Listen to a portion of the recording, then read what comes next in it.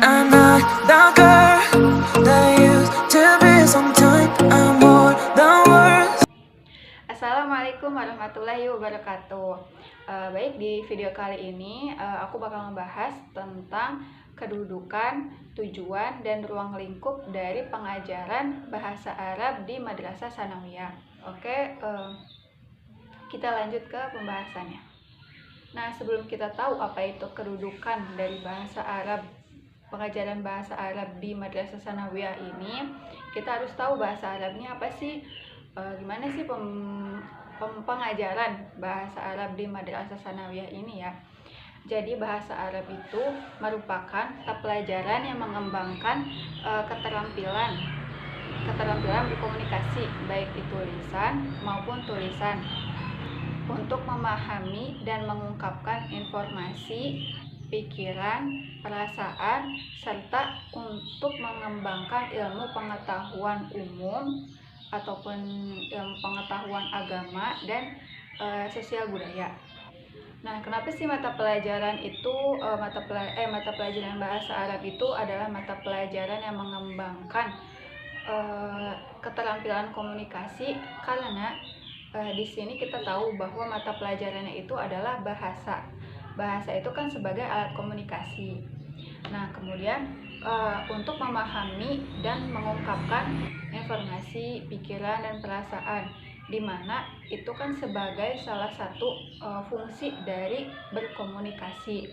Kemudian serta mengembangkan ilmu pengetahuan agama. Kenapa ilmu pengetahuan agama? Karena bahasa Arab itu dikaitkan dengan budayanya agama Islam, di mana rata-rata agama Islam itu berbahasa Arab, seperti misalnya kitab sucinya ataupun sunnahnya, sunnah rasulnya. Kitab suci menggunakan bahasa Arab, sunnahnya juga menggunakan bahasa Arab. Nah, seperti itu. Nah, bahasa Arab di sekolah itu dipersiapkan untuk pencapaian kompetensi dasar berbahasa yang mencakup 4 keterampilan. 4 keterampilannya itu yaitu adalah istima, keterampilan menyimak atau mendengar, kalam, keterampilan berbicara, kitabah, keterampilan menulis, dan qiraah, yaitu keterampilan membaca. Nah, pada titik dasar tingkat keterampilannya itu yaitu adalah keterampilan istima, yaitu menyimak atau mendengar, dan kalam, yaitu berbicara, sebagai landasan bahasa. Jadi benar-benar dasarnya gitu. Kemudian tingkat menengahnya itu adalah semua keterampilan, 4 keterampilan bahasa itu diajarkan dengan seimbang. Jadi pada dasar-dasarnya terlebih dahulu agar seimbang semuanya.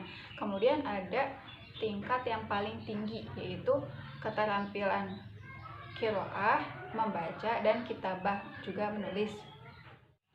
Nah, kita lanjut ke pembahasan kedudukan bahasa Arab di sekolah Madrasah Sanawiyah ini. Jadi kedudukan bahasa Arab itu terbagi menjadi 2, yaitu sebagai mata pelajaran wajib dan sebagai mata pelajaran muatan lokal. Nah, yang pertama sebagai mata pelajaran wajib.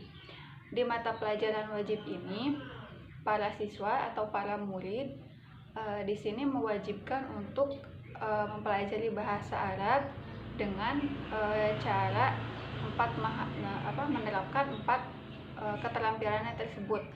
Jadi mempelajari 4 keterampilan tadi ya, istima, kalam, kitabah, dan qiraah, menyimak, berbicara, membaca, dan menulis, dan mengaplikasikannya, seperti itu. Nah, adapun yang menerapkan bahasa Arab sebagai mata pelajaran wajib ini adalah Madrasah Ibtidaiyah, Madrasah Sanawiyah, Madrasah Aliyah, dan pondok pesantren. Nah, selain itu mata pelajaran bahasa Arab itu sebagai mata pelajaran muatan lokal, di mana para siswa atau para muridnya itu tidak dituntut untuk menguasai keempat keterampilan yang tadi, istima, kalam, qiraah, dan kitabah. Tidak menguasai, tapi mempelajari untuk seperti ilmu pengetahuan umum, hanya mempelajari dasarnya saja dan tidak diaplikasikan. Nah, bahasa Arab sebagai mata pelajaran muatan lokal ini biasanya terdapat di sekolah dasar, di SD, di SMP, ataupun di SMA.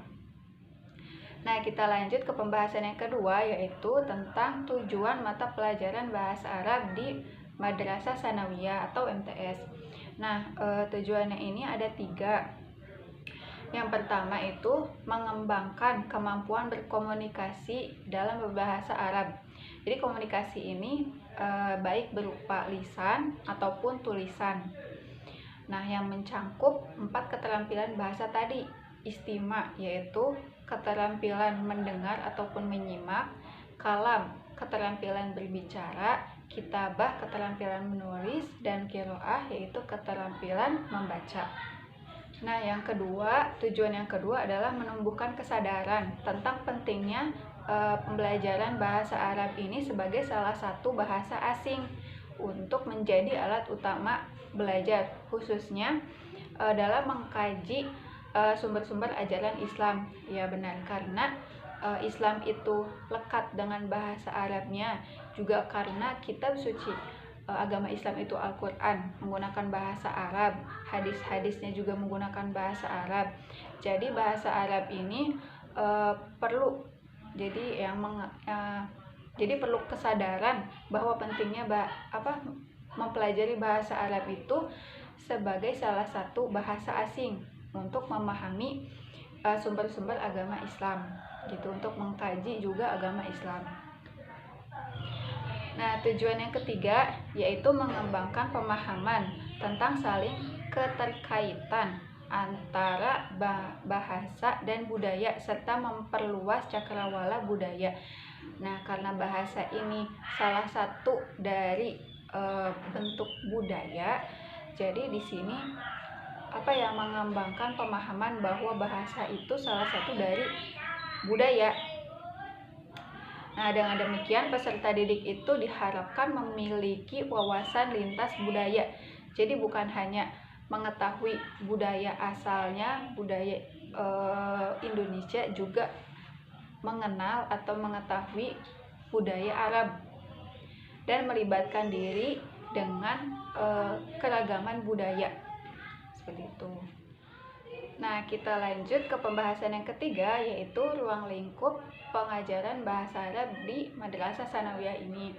Nah, ruang lingkupnya itu terdiri dari beberapa tema yang berupa wacana lisan dan tulisan, berbentuk paparan atau dialog sederhana tentang identitas diri, kehidupan madrasah, kehidupan keluarga, rumah, hobi, profesi, kegiatan keagamaan, dan lingkungan.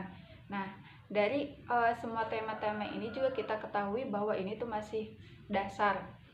Maksudnya masih kegiatan sehari-hari juga, dimana kita tahu tentang identitas diri, perkenalan diri, kemudian kehidupan madrasah, kehidupan di sekolah, kegiatan di sekolah, lingkungan sekolah, seperti itu. Kemudian kehidupan keluarga, keseharian kita di rumah, keseharian keluarga kita di rumah, ataupun kita tahu anggota keluarga kita.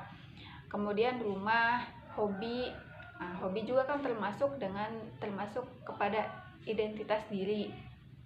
Kemudian profesi juga, dan kegiatan keagamaan dan lingkungan. Kegiatan keagamaan ini ya karena agama ya terkait dengan bahasa Arab ini gitu.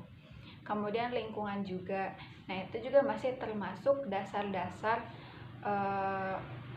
komunikasi yang masih dasar. Nah, mungkin cukup sekian video kali ini. Kurangnya mohon maaf. Terima kasih sudah menonton. Wassalamualaikum warahmatullahi wabarakatuh.